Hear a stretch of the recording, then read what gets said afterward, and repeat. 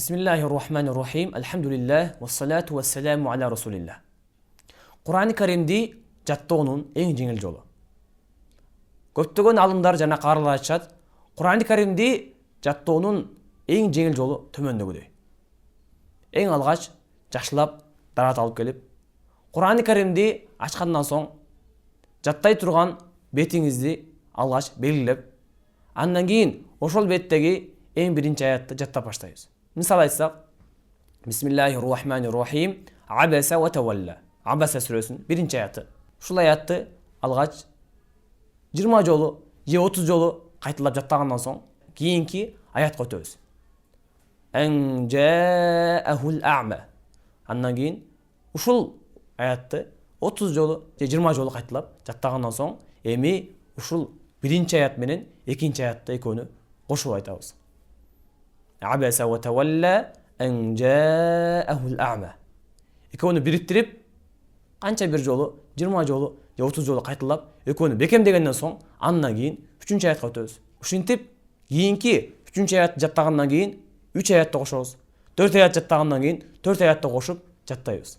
Ушинтип иншалла сиз беттин аягына чейин жаттап бүткөндөн кийин ошол бетти жалпы бир санак берип коюңуз. Санак дегени ошол бетти кайталап чыгыңыз.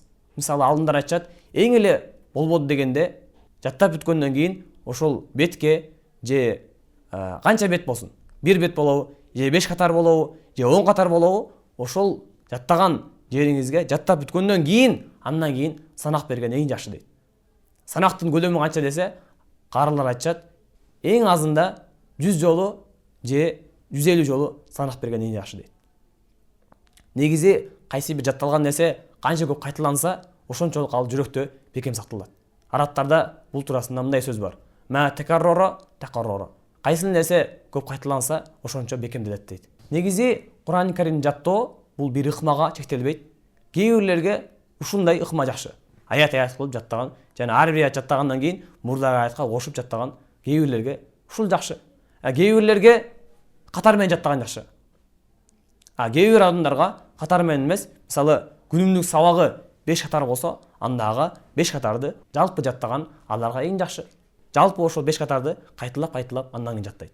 Жаттаганга дагы эң жакшы убакыт бул багымдатка чейинки жана багымдаттан кийинки убакыт. Себеби алымдар айтышат, ушул убакта Кур'ан-ы Карим жаттаса, иншалла эстен чыкпайт дейт. Эмне үчүн дегенде, адамдын мээси ошол учурда таза болот. Алымдардын бириси Исмаил бин Аби Уайс рахматуллаху алейхи айтат, качан бир нерсени жаттоону кааласаң, анда кечинде жакшылап эс ал дейт.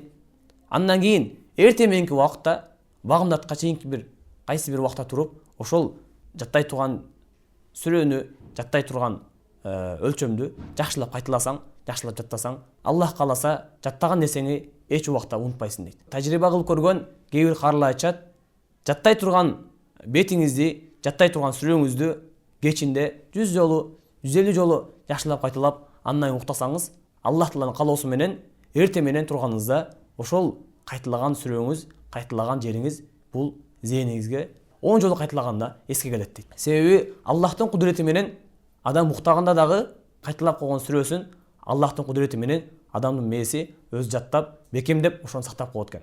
Адам эртең менен турганда 10 жолу кайталаганда же 5 жолу кайталаганда Аллах Таалам ошону эсиңизге салып берет иншалла.